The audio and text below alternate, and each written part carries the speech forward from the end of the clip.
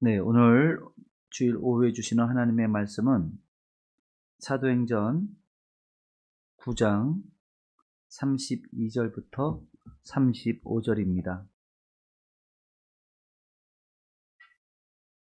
우리 한 절씩 나누어 읽겠습니다. 그때에 베드로가 사방으로 두루 다니다가 룻더에 사는 성도들에게도 내려갔더니 거기서 엘리야라 하는 사람을 만나매 그를 구속병으로 십자 위에 누웠이 여덟이라. 베드로가 이르되 애니야야 예수 그리스도께서 너를 낫게 하시니 일어나 내 자리를 정돈하라 한데 곧 일어나니 루다와 사론에 사는 사람들이 다 그를 보고 주께로 돌아옵니다. 아멘. 네. 아, 그 전에 저희 교회에 있을 때, 이게 이게 하반신이 마비가 된, 애기 엄마가 있었어요. 애기 엄마가 있었는데, 이분은, 마비가 됐는데, 그냥 마비가 된 게 아니라, 굉장히 그 고통을 많이 느낍니다. 그래서, 진통제를 맞지 않으면 못 견디는 상황까지 굉장히 고통스러워하는 그런 자매님이 있었어요. 그런데, 교회 와서 계속 기도하면서 어느 날은 그래요. 목사님, 너무 고통스러워서 이 감각을 마비시키는 수술을 받았으면 하는데 어떻게 생각하세요? 그래서 참 대답하기가 어려웠습니다. 그럴 때 제가 안 된다. 힘들어도 이 신경을 끊어버리면 더 큰일 난다. 내가 아픈 것을 느껴야 의사한테 그나마 치료를 받을 수 있는데 만약에 내가 아픈 것을 느끼지 못하면 그러면은 내 몸이 썩어져 가는지도 모르고 그렇게 더 비참한 상황이 올 수도 있으니 힘들어도 같이 기도하면서 우리가 이겨나가자. 그렇게 얘기한 적이 있었어요. 그랬더니 결국 이제 그 신경을 끊는 그 수술을 안 받고 그렇게 지냈다. 자매님 생각에 항상 그 자매님이 너무 안타까워서 지금도 그 자매님 생각이 납니다. 어린 아들이 있는데 초등학교 다니는 아들인데 이 아들은 엄마를 부르면 꼭 그 병원에 와서 엄마를 봐야 되고 그러면 이 엄마는 그 아들하고 같이 놀아주고 싶은데 놀아주지 못하고 그냥 그렇게 안타깝게 있고 그러니까 초등학교 때 한참 손이 많이 갈 나이에 엄마는 병원에 있으니 엄마 손길을 받지 못하는 그 어린 아들의 그 모습이 너무나도 안타까운 거예요. 그래서 저희가 성탄절 때 어, 대신해서 교회에 같이 예배 참석해서 같이 선물도 많이 주고 이러면서 위로도 하고 이런 기억이 있어요. 예, 그리고 나서 이 자매님이 참 그렇게 하고 이제 했었는데 참 이게 사람이 움직일 수 없다고 하는 것은 큰 고통입니다. 이거는 말로 다 할 수 없는 고통입니다. 의식이 있는데 몸이 못 움직여진다? 이거는 참 힘든 일이거든요. 뭐, 저희가 경험적으로 알 수 있겠지만, 다리가 불편해도 힘들잖아요. 걸어 다니는 것도 힘들면은 굉장히 힘들잖아요. 가고 싶은 데를 마저 못 가니까. 하물며 완전히 마비가 되어졌다. 저희 친구 중에, 그 아버님이 외항 어선을 타신 분이에요. 외항 어선을 타고 세계 각국을 돌아다니시면서 1년에 한 번 내지 두 번밖에 안 오시는 분입니다. 그래서 어머니 혼자서 그렇게 두 남매를 기도로 키우셨어요. 근데 그 어머니는 폐가 원래는 사람이 두 개잖아요. 근데 하나가 없어요. 수술해서 절제를 했어요. 그리고 나머지 한쪽 폐도 반밖에 없어요. 그러니까 이분은 감기 걸리면 큰일 나는 분이에요. 그런데 이분이 늘 그 어린 때부터 아버지는 외항선을 타고 해외로 다니시니까 혼자서 이제 그 몸으로 이 두 남매를 키우는데 얼마나 기도를 많이 하시는지 늘 교회 와서 이분은 늘 그 다니는 남편과 그 두 어린 남매 자녀들을 위해서 그렇게 기도밖에 없었어요. 이분은 의지할 데가 없는 거예요. 친척도 없고 별로 없고 하다 보니까 이분은 늘 의지할 때라고는 교회밖에 없는 거예요. 의지할 때라고는 예수님밖에 없는 거예요. 그러니까 이분이 늘 뭘 하냐면 늘 기도하는 거예요. 늘 기도하는 거예요. 근데 그 아버님이 들어오셨어요. 어떻게 들어오셨느냐? 병이 들었어요. 중풍이에요. 쓰러져서 10년을 꼼짝을 못했어요. 그러니까 이 어머님은 날벼락인 거죠. 생전에 젊었을 때 생전에 얼굴도 제대로 못 보고 그렇게 살던 남편인데 나이 들어서 이제 병 들어가지고 들어와가지고 자리 보존하고 누웠으니 참 기가 막히죠. 그런데 이 어머니는 그 10년 동안을 꼼짝 못하는 남편을 그렇게 어메야. 네, 10년을 그렇게 자리 보존하고 있는 그 남편을 정성껏 수발해서 그 몸이 욕창이 나지 않도록 깨끗하게 날 그렇게 하고 10년을 그렇게 하시다가 돌아가셨어요. 아니 그 남편분이 돌아가시고 그로부터 한참을 더 사시다가 이 친구 되는 이 아들 목사 안수 받는 걸 보고 돌아가셨어요.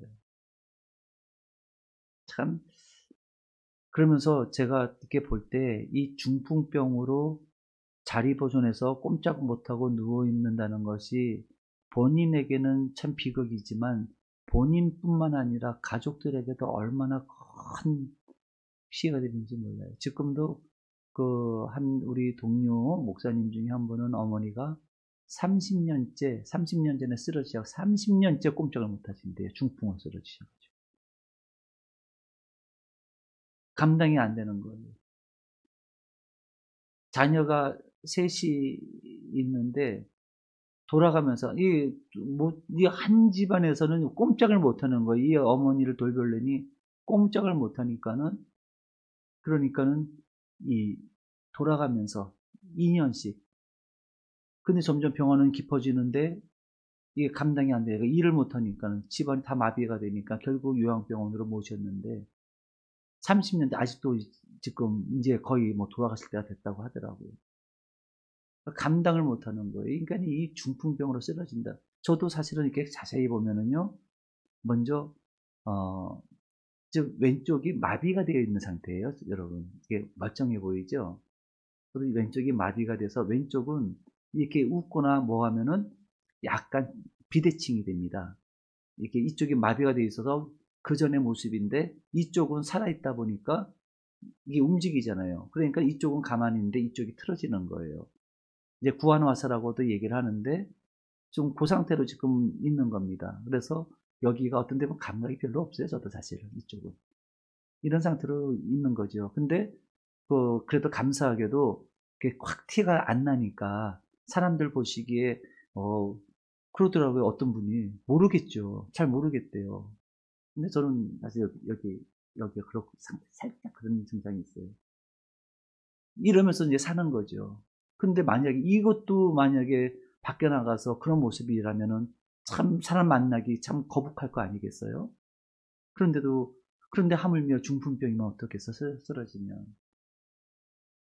그래서 서서히 이제 무슨 생각이 드냐면 어르신들이 건강 걱정하는 게 이해가 되는 거예요. 아, 자녀들한테 이게 짐이 되면 안 되는 거구나.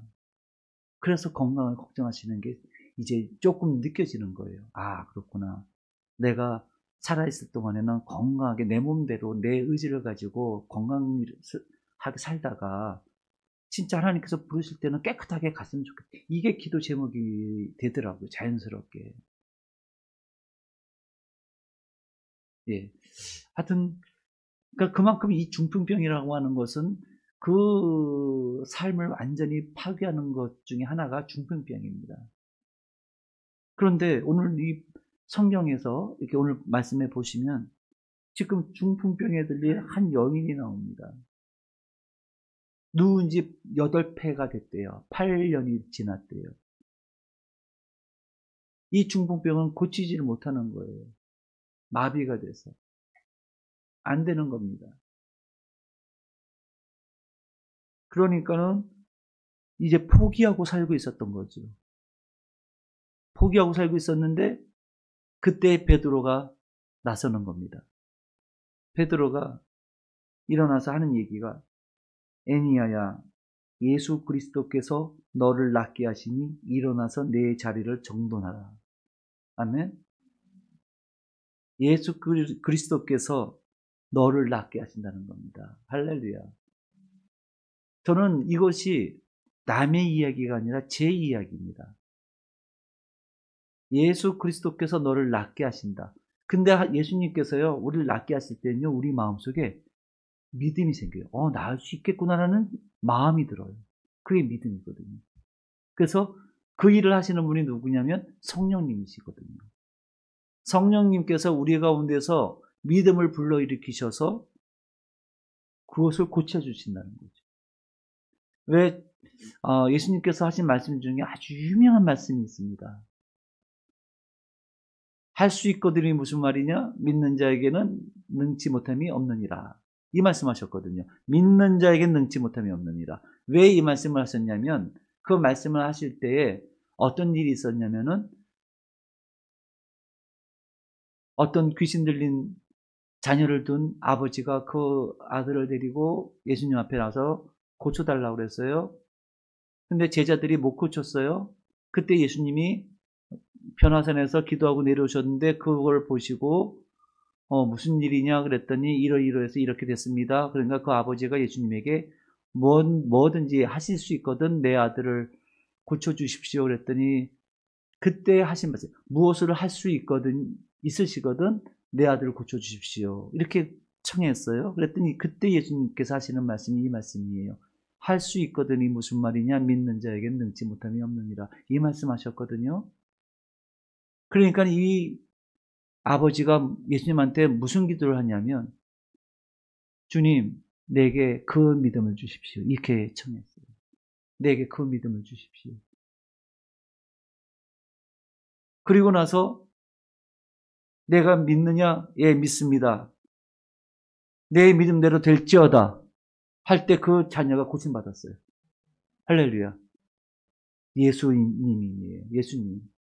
예수님께서 우리를 고치실 때는 우리 안에 믿음을 불러일으키셔서 그 믿음대로 그 병을 고치신다는 겁니다. 할렐루야. 믿음이에요. 믿음. 그 믿음을 누구의 이름으로? 예수의 이름으로. 지금 오늘 이 애니야라고 하는 이 여인도 예수의 이름으로 고침을 받는 겁니다. 옛날에 우리 핸드폰 중에 애니콜이라는 핸드폰이 있었죠. 애니콜. 언제 어디서나 애니콜. 언제든지 부르면 우리는 나는 응답한다. 애니콜. 예수님이 애니콜인 거예요. 언제든지 우리가 예수님의 이름을 부르면 우리 애니콜 되시는 우리 주님께서는 예수님의 이름으로 우리를 고치시는 거예요. 할렐루야. 네, 그렇습니다. 그러니까 아까도 우리가 교육 시간에 우리가 나눈 얘기가 그 얘기예요. 예수의 이름이 우리를 구원하시는 겁니다. 예수의 이름이. 다른 게 아닙니다. 예수의 이름이 우리를 구원하셔서 우리를 일으키시는 겁니다. 그런데 이것이 육적인 문제만 이런 일이 일어나는 게 아니라는 거예요. 사실 신약 성경에서 나오는 모든 질병들을 보면 특징이 있어요. 딱 정해져 있어요. 질병의 종류가 정해져 있어요. 보면은 눈먼 자, 못 보는 거예요. 장님, 못 듣는 거예요. 벙어리, 말 못하는 거예요. 그 다음에 뭐죠? 문둥병, 몸에 고통 없이 허물어지는 병이에요. 중풍병, 안진뱅이, 혈루병, 혈이 유출되는 병. 이 6가지가 성경에서 나오는 대표적인 질병입니다. 그런데 이것들이 무엇을 의미할까요? 단순히 육체를 치유하시는 것으로 끝날 걸까요? 아닙니다. 우리의 영적 상태가 이 6가지 질병에 걸려 있다는 겁니다. 못 보는 거예요. 눈이 있어도 못 보는 거예요. 눈이 있어도 하나님께서 하시는 일들을 못 보는 겁니다. 지금 방송에 나가기 때문에 제가 이런 말씀을 드리면은 과연 어떻게 드릴지 모르겠는데 제가 한번 깜짝 놀란 적이 있습니다. 2020년도 새벽입니다.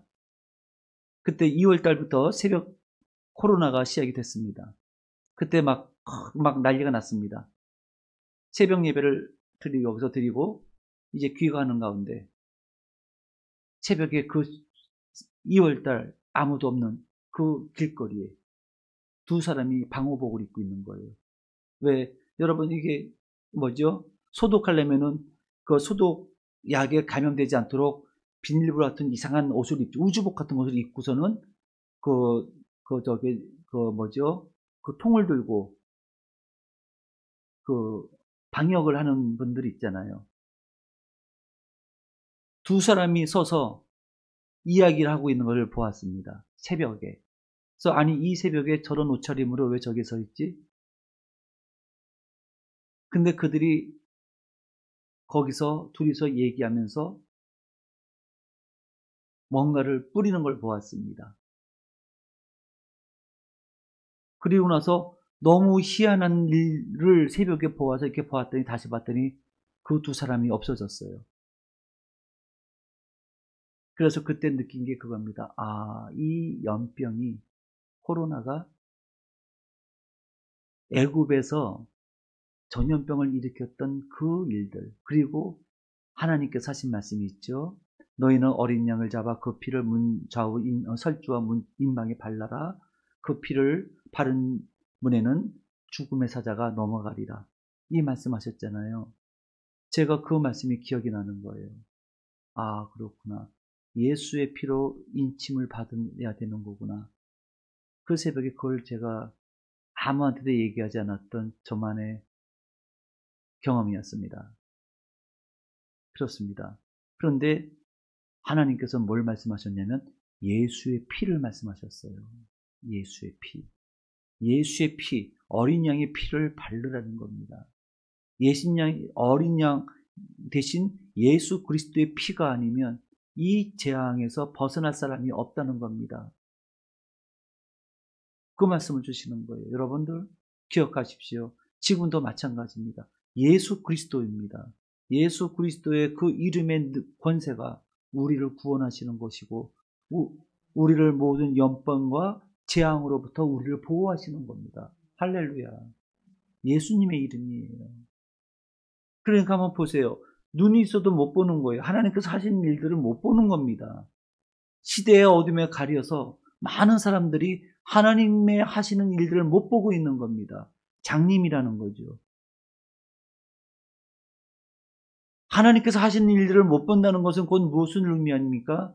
하나님의 말씀이 공허한 메아리처럼 울린다는 거예요. 하나님께서 말씀을 통해서 주시는 메시지가 뭔지를 알지를 못하고 이것을 자의적으로 해석해서 말씀이 선포되고 있다는 얘기입니다. 그러므로 얼마나 이 하나님의 말씀을 통해서 주시는 이 메시지가 얼마나 귀중한 것인가를 우리 다시 한번 깨달아야 됩니다. 우리는 말씀을 통해서 하나님의 메시지를 듣는 귀가 열려야 됩니다. 그리고 그 메시지를 통해서 하나님께서 하시는 일을 볼 수 있는 눈이 열려야 되는 것입니다. 이것을 못 보면은 장님이나 마찬가지라는 거예요. 그리고 그 음성을 못 들으면 귀머거리와 마찬가지라는 겁니다. 그런데 예수 그리스도께서 우리의 눈을 여신다는 거예요. 우리의 막힌 귀를 여신다는 겁니다. 그래서 하나님께서 하신 일을 보게 하시고 듣게 하신다는 거예요. 할렐루야. 누구의 이름으로요? 예수님의 이름으로요. 그뿐만이 아니라 벙어리예요. 벙어리. 벙어리 개는 쓸데가 없다는 거예요. 개는 집을 짓도록 되어져 있어요. 근데 개가 짖질 않아요.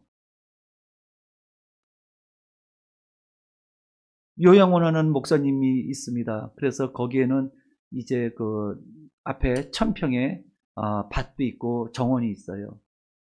근데 거기를 한번 가봤어요. 갔더니 거기에 개가 있는데요. 개가 생긴 거는 무지하게 멋있게 생기고 아주 무섭게 생겼어요. 그런데 이 목사님이 하시는 말씀이 얘처럼 순한 애가 없대요. 저희들이 처음 가서 그 개한테 다가갔는데 꼬랑지를 막 흔들면서 반기더라고요. 그래서 막 만지면서 놀았어요. 그래서 제가 그랬어요. 야, 너는 그래가지고 도둑이나 지킬 수 있겠니? 그랬더니 그 목사님이 하시는 말씀이 뭐냐면, 도둑 지키는 건 좀 어려울 것 같아요. 얘가 도둑을 짓질 않아요. 누구를 봐도 다 꼬랑지를 흔드는 거예요. 그래서 야, 그럼 너 왜 밥만 축 내고 뭐하고 있냐? 내가 제가 그랬는데, 생긴 거는 그럴듯하게 생겨가지고 얘 찢지를 못하는 거예요, 걔가. 그런 것처럼 우리들도 마찬가지예요. 이런 상황 속에, 시대적인 상황 속에서 하나님의 복음을 증거하지 못하고 위험한 상황들을 전하지 못한다고 한다면 우리는 마치 벙어리와도 같다는 거죠. 근데 왜 그렇게 될 수밖에 없느냐? 우리는 입이 막혀 있기 때문에 그래요. 왜 막혀 있죠? 우리는 어둠에 막혀 있고 두려움에 막혀 있고 다 막혀 있는 거예요. 그런데 예수의 이름으로 우리의 마음이 열리죠. 예수 그리스도의 이름으로 하나님의 성령으로 충만하시게 되면요, 담대하게 말을 전할 수 있는 용기가 생깁니다. 여러분, 요한복음 3장에 보시면 이런 수가성 여인의 이야기가 나옵니다. 이 여인은 남편이 6 있고 지금도 또 다른 남정네와 살고 있어요. 그런데 예수님이 그 남정네를 살고 있는 그 여인을 만나러 갔어요. 사실은 예수님은 그냥 가시는 게 없어요. 다 알고 가시는 겁니다. 이 수가성 여인을 구원하시려고 사마리아 성에 들어가셔서 제자들, 또 이 여인이 남정네들이 있으면은 못 올까봐 다 먹을 거 사갖고 오라고 다 보내놓고 나서 예수님 혼자 거기 앉아 있어요. 근데 이 정오에 뜨거울 때는 사람들이 출입을 안 해요. 그런데 이 여인은 사람들의 눈길을 피해서 그 사람들이 안 오는 그 시간에 이 여인이 물동이를 쥐고 물 들어오는 겁니다. 거기서 예수님을 만난 거죠. 거기서 대화가 이루어져요. 그리고 이 여인은 예수님, 그런 메시아를 만나는 겁니다. 그러니까 어떻게 돼요? 이 여인이 확 깨는 거예요. 확 깨면서 뭐라고 얘기하냐면은, 자기가 지고 왔던 그 양동이는 내팽개쳐버리고 마을로 뛰어들어갑니다. 커맨시, 와서 보라. 내가 메시아를 만났다. 예수님을 만나면 이와 같이 담대해지는 겁니다. 그리고 구원의 복음, 너희들도 와서 내가 만난 메시아를 만나라는 겁니다. 입이 열리는 겁니다, 비로소. 누구 때문에? 예수님 때문에. 어디 그뿐이겠습니까? 우리들은 이 문둥병 어떻습니까? 죄로 허물어진 우리 심령이 썩어 문드러지는데도 가책을 못 느껴요. 여러분들 요즘 보십시오. 죄를 지어도 가책을 못 느껴요. 뭡니까? 심령이 문둥병 걸린 사람들이에요.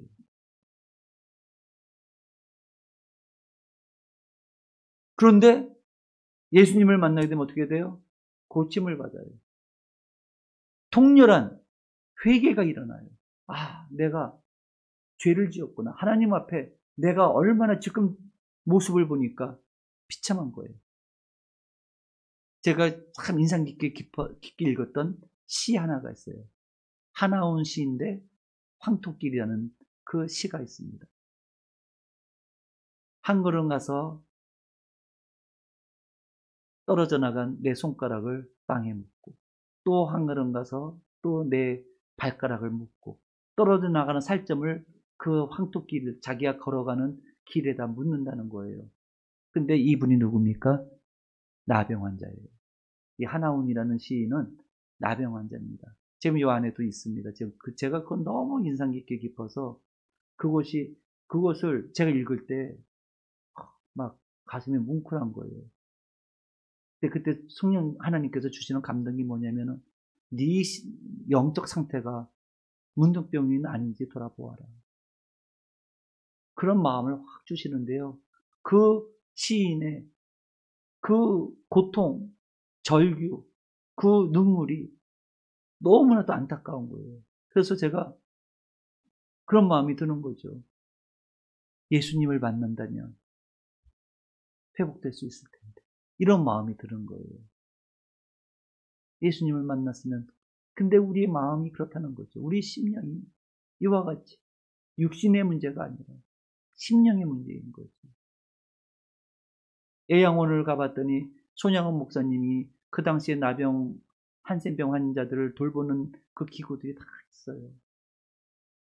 이분은 막 입으로 고름을 빨아내기도 하고 진짜로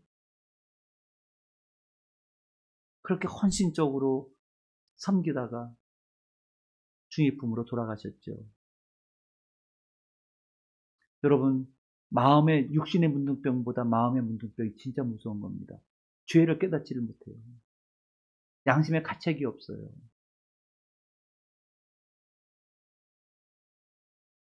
어떤 소년이 중압과 범죄를 지르고 나서 뉴스에 났던 얘기입니다. 만화를 보다가 자기도 한번 해보고 싶었대요. 그래서 그 친구를 죽인 거 아닙니까? 그래서 토막을 내가지고 그걸 버린 거 아니에요. 근데도 웃어요. 끌려가면서. 그게 얼마나 심각한 건지를 깨닫지를 못하고 나는 호기심에서 한번 해봤을 뿐이라는 거예요. 뭐죠?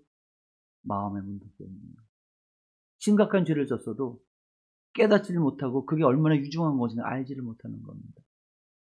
그런데 예수님을 만나면 치유를 받아요. 치유를 받아서 내가 얼마나 흉악한 죄인인가를 깨닫게 되는 거죠. 그리고 나도 모르게 회개가 나오는 거예요. 내가 잘못했습니다. 나 같은 죄인도 용서받을 수 있는 거예요. 세상에서 방황할 때나 주님을 몰랐네. 내 맘대로 고집하며 온갖 죄를 저질렀네. 예수여, 이 죄인도 용서받을 수 있나요? 아니, 이 찬양을요, 지금도 한 친구가 이전 교회 나가는데 한 40년가량을 하나님을 피해 다녔어요. 내가 지은 죄가 너무 흉악하고 하나님 앞에 용서받지 못할 것만 같아서. 하나님 앞에 나갈 용기가 안 생긴대요. 아무리 그래요. 그러더니 얼마나 많은 친구들이 기도할게요. 이제는 하나님 앞에 나가기 시작을 했습니다. 문둥병 무서운 겁니다. 근데 문둥병만 그냥 무서운 게 뭡니까? 중풍병이었던 거예요. 못 움직이는 거예요. 우리가 중풍병에 걸리면, 영적인 중풍병에 걸리면 어떻게 됩니까? 못 움직입니다. 하고 싶어도 못하는 거예요. 근데 그런 중풍병에 걸린 우리들 누가 고치신다고요? 예수의 이름으로 우리를 고치시는 거예요. 할렐루야. 시편 41편 3절에 이렇게 말씀하십니다. 여호와께서 쇠약한 병상에서 저를 붙드시고 저의 병중 그 자리를 다 고쳐 펴시나이다. 아멘. 또 시편 103편 3절에서 5절에 저가 내 모든 죄악을 사하시며 내 모든 병을 고치시며. 이게 딱 맞는 말씀이에요. 제가 그랬거든요. 제가 병 고침 받을 때에 먼저 회개가 일어나더라고요. 뜨거운 회개의 눈물을 흘릴 때, 그리고 나서 제 몸 안에 있는 그 중병이 깨끗이 고침받았어요. 회개가 먼저 일어나는 거예요. 그러니까는 저가 내 모든 죄를 악을 사하시며. 회개도 하나님의 은혜예요. 내가 회개한다고 회개되는 게 아닙니다. 하나님께서 그 마음을 주셔야 회개할 수 있는 거예요. 회개의 영이 일어나는 겁니다. 그래서 수요일날 말씀드렸죠. 하나님께서 우리에게 은혜를 베푸시는 수단 중에 우리 마음 안에서 주시는 그 은혜의 수단이 뭐냐? 내적 은혜의 수단이 뭐냐? 믿음과 회개라는 겁니다. 하나님은 우리의 믿음을 불러일으키셔서 우리에게 은혜를 베푸시고 우리에게 회개의 영을 주셔서 회개할 마음을 주셔서 우리로 하여금 병을 고치신다는 겁니다. 하나님의 은혜예요. 믿음도 하나님의 선물이고 회개할 마음도 하나님께서 주시는 마음이라는 겁니다. 그랬으니 우리가 구할 것은 뭡니까? 하나님, 나를 고쳐주십시오. 나를 고쳐주십시오. 기도할 때 하나님, 내가 고침받기 위해서 하나님 아버지 내게 믿음을 주시고, 아버지 하나님, 내가 잘못된 것들은 주여 용서해 주시옵소서. 이 기도를 드릴 때 하나님께서 우리에게 믿음을 불러일으키시고 회개할 마음을 주셔서 우리로 하여금 우리를 고쳐주시는 겁니다. 할렐루야. 그렇습니다. 지금 베드로는 이와 같이 은과 금은 내게 없어도 내가 내게 있는 것은 내게 주노니 곧 나사렛 예수의 이름으로 일어나 걸어라. 이 성전 미문에 앉아있는 안진뱅이를 일으키시는 장면이 나옵니다. 이 베드로가 또 다시 예수 그리스도의 그 이름으로 또 이와 같이 병든 자, 중풍병으로 8년을 누워있는 이 여인을 또 고치시는 거예요. 여러분, 그렇습니다. 우리는 육신의 병보다도 더 심각하게 생각해야 될 것이 뭐냐면 마음의 병입니다. 마음의 병. 이 마음의 병이 고침을 받아야 돼요. 사랑하는 자여, 내 영이 잘된 같이 내가 범사에 잘되고 내가 강건하기를 원한다. 내 영이 잘된 같이, 내 영이 잘된 같이. 우리의 영이 강건해야 되지 않겠습니까? 우리의 영이 고침을 받아야 되는 거 아니겠습니까? 우리의 영이 고침을 받아야 돼요. 우리의 영이 강건해져야 됩니다. 그래야 육신도 고침받고 삶도 고침받을 수가 있어요. 여러분, 영이 잘못되고서는 아무것도 안 됩니다. 속에 암덩어리가 있는데 아무리 겉을 화려하게 꾸민다고 그 암덩어리가 낫습니까? 안 그런 거예요. 영이 고침을 받아야 돼요. 그래서 우리가 이제는 일어나야 될 줄로 믿습니다. 믿음으로 일어나야 될 줄로 믿습니다.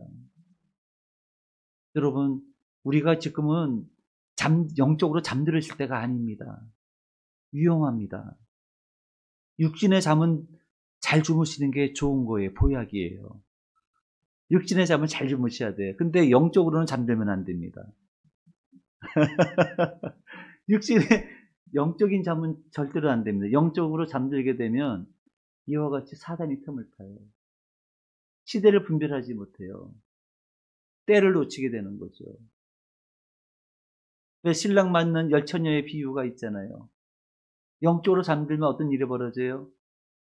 기름도 준비되지 못한 채 잠들어서 갑자기 신랑이 찾아왔을 때 당황하고 결국은 그 혼인잔치에 들어가지를 못하는 거죠.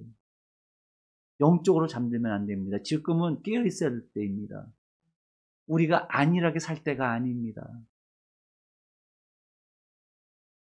우리가 사소한 것에 마음을 뺏기면 안 됩니다. 사소한 감정, 사소한 어떤 일에 대해서 마음을 뺏기면 안 돼요. 우리는 눈을 들어서 하늘을 바라봐야 됩니다. 하나님을 바라봐야 돼요. 할렐루야. 하나님을 바라보면서 우리가 다시 오실 예수 그리스도를 바라보면서 이 시대가 지금 어떻게 흘러가고 있는지를 보고 우리가 징검다리를 밟고 넘어가야 되지 않겠습니까? 이 징검다리를 못 보게 되면은 그냥 쓸려 나갈 수밖에 없어요. 근데 그 징검다리가 뭐예요? 말씀의 징검다리 아니겠습니까? 이 말씀으로 시대를 돌아볼 수 있는 겁니다. 말씀으로 시대를 볼 수가 있는 거예요. 근데 귀가 막힌 사람분들은 아무리 얘기해도 못 알아들어요. 너무나도 분명하고 너무나도 자명한데 그걸 못 깨달아요. 우리가 언제 동성애자들을 미워한다고 그랬습니까? 그들을 긍휼히 여기고 품자고 얘기했지 언제 그들을 배척하자고 그랬습니까? 그게 아니잖아요. 그건 비정상적인 건데 그것을 고치자고 하는 건데 사람들은 뭐라고 얘기하냐면은 그걸 그대로 인정해 주자는 거예요. 놔두자는 거예요. 그걸 어떻게 놔둬요 그거를.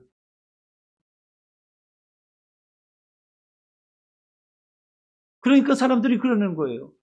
이거는 아닌데 마치 우리가 차별금지법에 대한 반대를 하게 되면 동성애자들을 배척하는 게 되고 혐오하는 게 되고 그렇기 때문에 그거는 기독교적 예수 그리스도의 정신이 아니다라고 얘기를 합니다. 한참 왜곡하고 있는 거죠. 이거는 미혹하는 겁니다.